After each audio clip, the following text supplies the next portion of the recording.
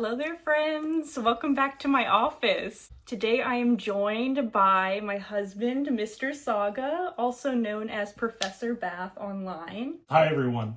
No, you don't get to speak.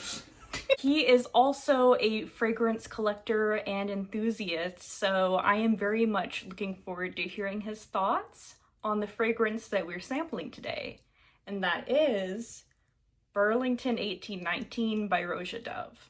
Shout out to Austin over at Aussie's Fragrance Talk on YouTube. His channel is where I was introduced to this fragrance. The masterpiece. The masterpiece. The masterpiece. We'll see, Austin. We'll see. Burlington 1819 was released in 2020. Its top notes are grapefruit, mint, lime, bitter orange, and mandarin orange. Base notes are ginger, rum, ambergris, tobacco, oak moss, cashmere wood, cumin, patchouli, musk, cedar, cinnamon, benzoin, vanilla, saffron, and labdanum. Yeah, it's a Roja Dove fragrance, so it's about a paragraph's worth of notes to read, but that's always cool, especially with the trend nowadays of seeing more of 3-note breakdowns and things of that nature. So Burlington 1819 is kind of a cool fragrance. The bottles are really immaculate, like with most Roja Dove fragrances. I went and looked up some information regarding what Burlington 1819 meant because I didn't know. I had a feeling it wasn't for the coat factory. So Burlington apparently is known for, it's the Burlington Arcade, which is basically, I was telling you, it kind of reminds me of like Harry Potter's Diagon Alley, where it's this sort of old school shopping center. Old school alleyway shopping center, which sounds that's probably a poor way to describe it, but it's quite fancy. That's where the flagship Roja Dove store is actually at. So I think it's kind of interesting. He's done some other exclusive, I believe, for Harrods, and it's fairly common. You see that where you'll have it named after the actual place that you're buying from. Oh. Harrods is, I think, much larger. I purchased our sample of Burlington 1819 from Scent Decant. Now, this video is not sponsored, but I do recommend them if you're interested in sampling some perfumes that are not locally accessible to you. There it is. Burlington 1819. Our 1 ml decant. Don't necessarily recommend these 1 ml decants because they do not have a sprayer. But when you're buying them in this kind of quantity, it might make sense to just get 1 ml. We'll start with our first impressions of the opening, then analyze the dry down, chit chat a bit, and then give our final impressions. Here we go. Are you ready? Ladies first. You do the honors as my special guest. Okay. Is this considered men's fragrance or unisex?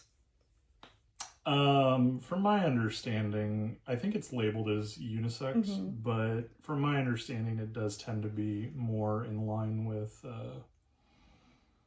what you would consider to be masculine leaning. We've talked about it though, the idea of like, you know, whether or not the gender yeah, of course. of perfume, like that's not really a thing that we subscribe to. Like I like feminine fragrances, I like florals, stuff like that, nor never understood the idea of a rose or something like that not being masculine. Totally. Considering a lot of like old school kind of fougere scents used florals and things of that nature. So I guess I was more like kind of curious about like how it was marketed. I think it's marketed in a masculine fragrance. You think that's enough? I can smell it on my hand from here, so probably. Okay. Alrighty, here we go.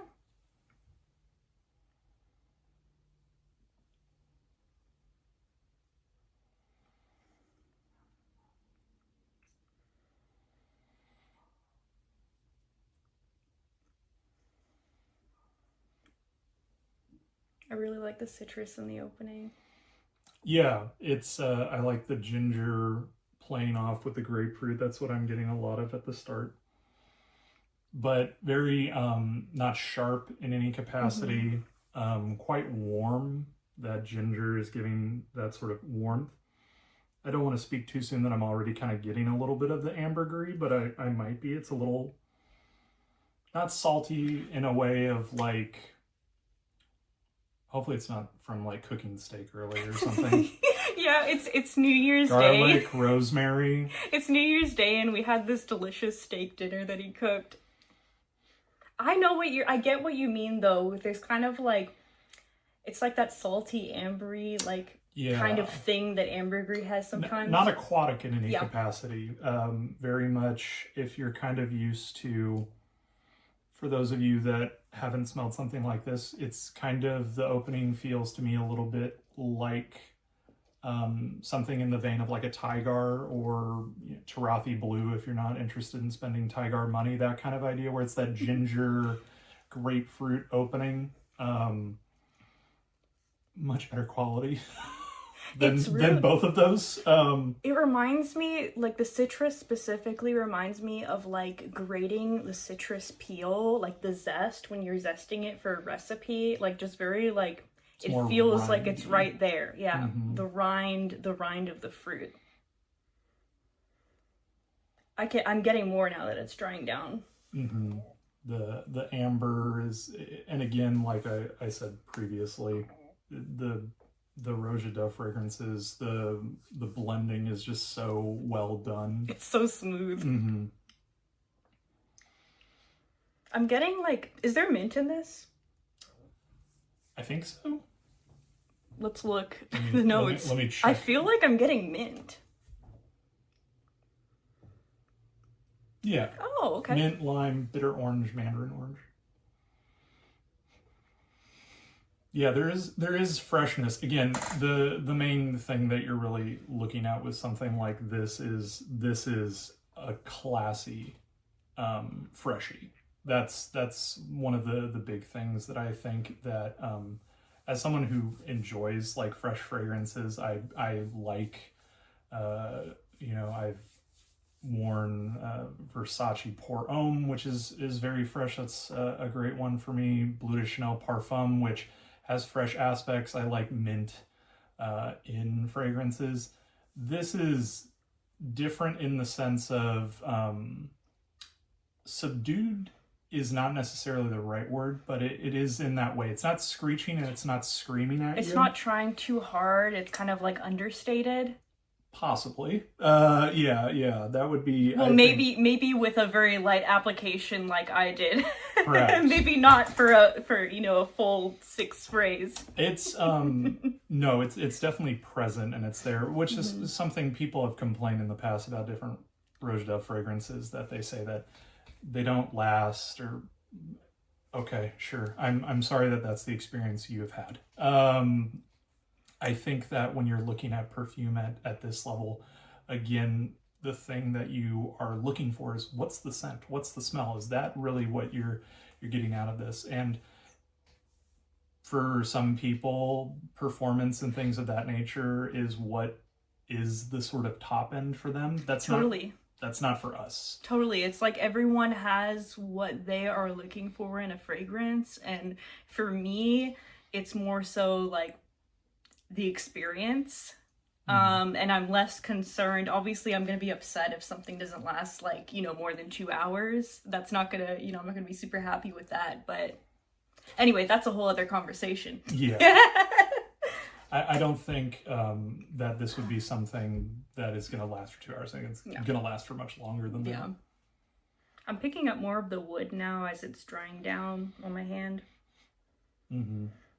It's super smooth, not harsh. I really like an ambery wood base in a perfume. That's one of my favorite, for me, as far as wearing like wood-based perfumes. That's what I like.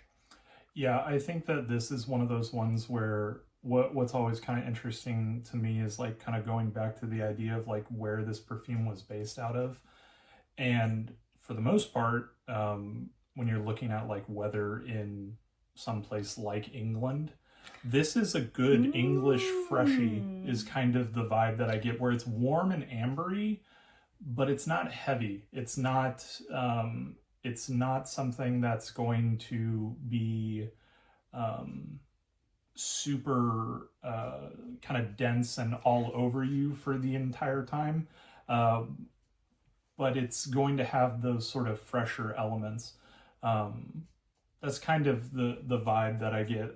Again, I think that if the story that we're kind of trying to tell of the location and things of that nature, I think this does a great job with that. This would be something where if I was walking around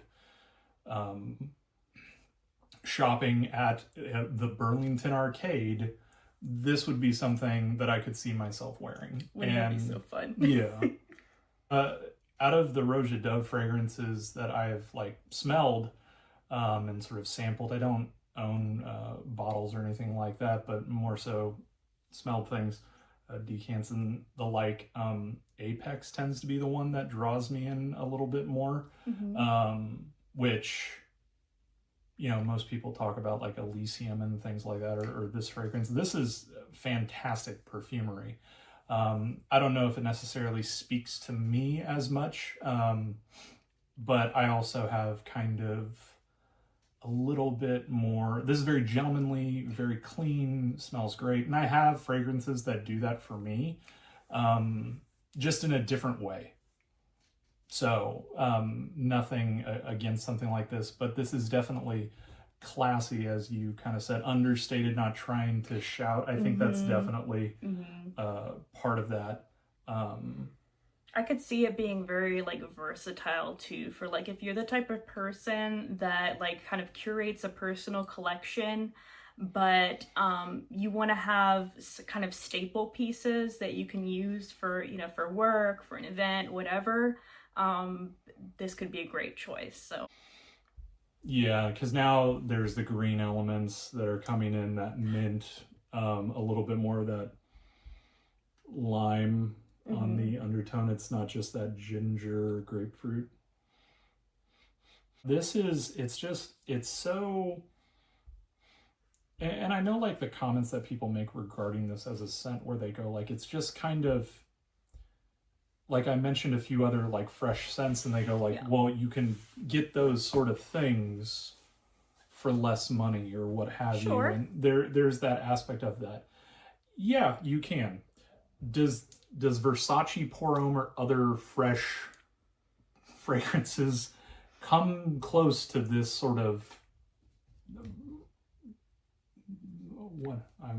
like quality, or like complexity, not complexity, but like just quality, and just it's done well done so well. Yeah, exactly. It's one of those things where these fragrances that people kind of highlight and say like, oh well, what you're getting is financially not, it doesn't add up. When you find a smell that you love and something that is done with such care and thought, and that this seems to be, even though I'm sure there's going to be people that are rather cynical and say like, you know, it's artistry. Like this is artistry. And it's subjective, and it's very personal as well. So, you know, all of those are kind of things that things to take into account and part of the experience. Yeah. I think this would be something where if someone's genuinely watching this video trying to get thoughts on whether or not this is a perfume for you, is this a fragrance for you? Yeah, this is a fragrance, I think, for, and I'm speaking from a gentleman's perspective. I think this is a perfume for a gentleman that wants to wear something that, one, they enjoy, that you like a clean, put together, wonderfully crafted scent, that's going to change and evolve, that's going to be something that is refreshing, but also has that amberwood, that deep warmth. Yeah, it's great. I'm not going to sit here and be like, oh, you'll get a compliment.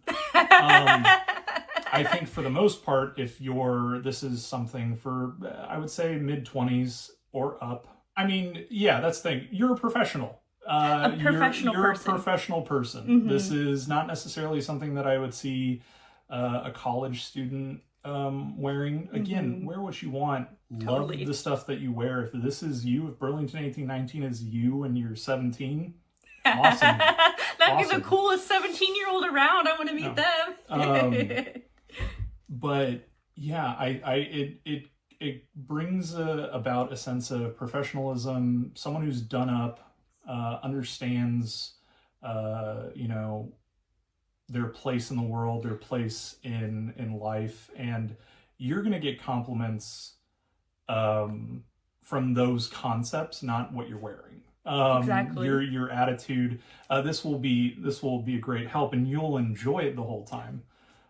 Totally. If you like fragrances that make you feel good when you're wearing them, that's what's gonna help. I would feel good wearing this. I know, like, if this was my scent of the day, especially like just right after a shower, like in the morning, that bright citrus would like wake me up, and I would really enjoy like wearing this through a work day personally. And I would enjoy smelling it on a man. Well, this man in particular. Yeah. I think I think that's one of the interesting things that I've learned in my time consuming fragrance content, being part of the fragrance community, is I think videos like this and what we're gearing towards, it's people just sharing the I don't want to say the joy, because that sounds silly, but the hobby. It's a hobbyist. Yeah, exactly. It's a hobbyist look. That's having why conversations geared toward other hobbyists. That was the main purpose for creating this channel.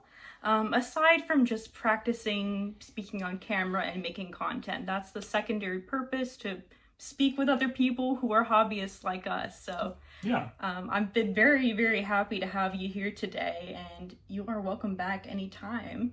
Well, that's convenient, because we live together. And we also share a fragrance collection. Yeah, I did it. I'm coming back. Is it a masterpiece? How could one define him? What authority do I have, though? Why is Rembrandt? but like for instance, like, why is Rembrandt considered a master? Like, why is it society's consensus? So societal consensus, someone of immense skill within their work, then yeah, this is a masterpiece fragrance. Like, hell yeah. I think it's 100% that, because I think that from the things that I've smelled from like Roja Dove, again, if you can do this, if you have the capacity to make something like this, it's one of those things, like, why I will never understand when people are like, oh, it's not art. Art is any sort of subjective feeling that we can get and garner that from any number of things, but I will fight anyone over art.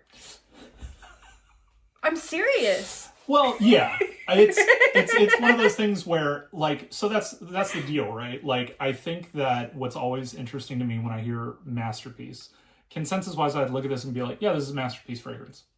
Someone, an artist making this at such a high level of execution, things like that. It's the same thing where, like I said, Rembrandt before, in the context, is Andy Warhol an artist? Yes. Is Andy Warhol considered a master of the craft that he did? Yeah. Of pop art. So that's why it's always interesting to me. And yeah, it's one of those things too, where like we get into this mode of ranking things and putting evaluations on them.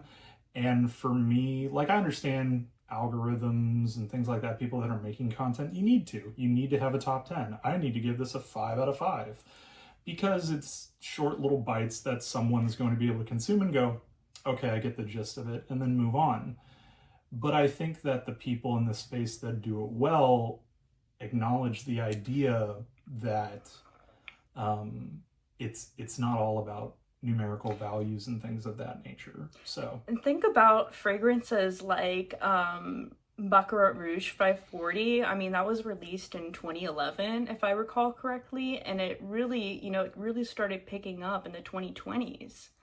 And, you could say maybe it was underappreciated back then even. So who knows? This was released in 2020. Yeah. We'll see where it goes.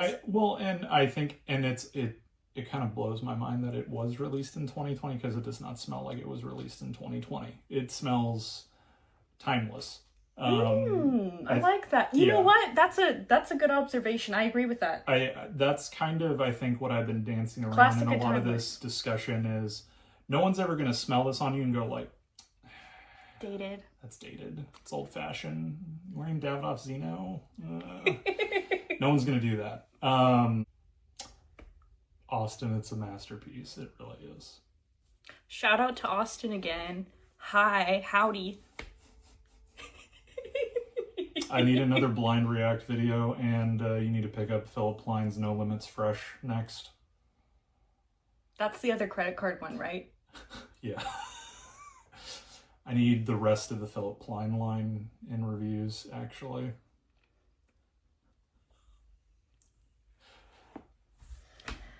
All right. What else? You gotta do the clap.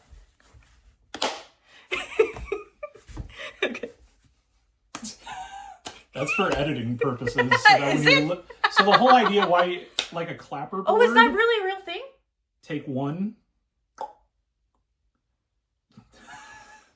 So it tells you the scene, what take. It's for the editors so that when the editor's going back and looking visually, they can recognize, oh.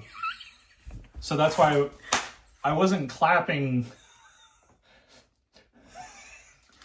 I've not previously done media production. I have.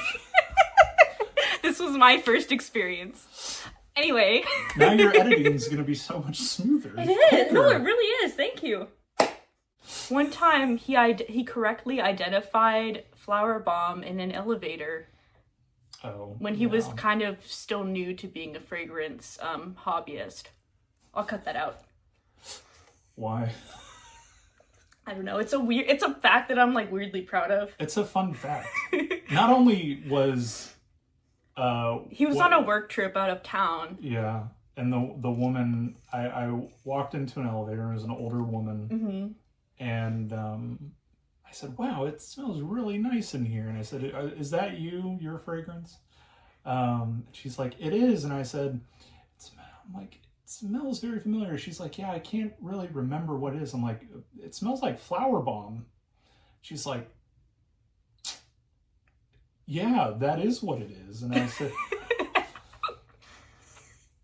And that was like the summertime, early summertime. So I think you had been like really, really into the hobby for like maybe half a year at that point. Mm-hmm. So needless to say, I was impressed. Smells good. Mm-hmm. Thank you as always for watching this video. I hope that it was entertaining and informative. If you have tried Burlington 1819 or any other Roja Dove fragrances, let us know in the comments. I'd love to hear. Mm-hmm. And definitely drop that scent of the day in the comments. I always love hearing what people are wearing. Wherever you are, whatever time it is, I hope you have a wonderful rest of your day. Take care. Bye-bye. Ooh, it smells so good. Mm-hmm. Let's show them the bottle too. We can put this in the outtakes in the end. Yeah. That's a magnetic cap too. Ooh. Ooh. That's the new Trussardi Prima. It's actually quite nice if you're interested in it. Definitely a far departure from this.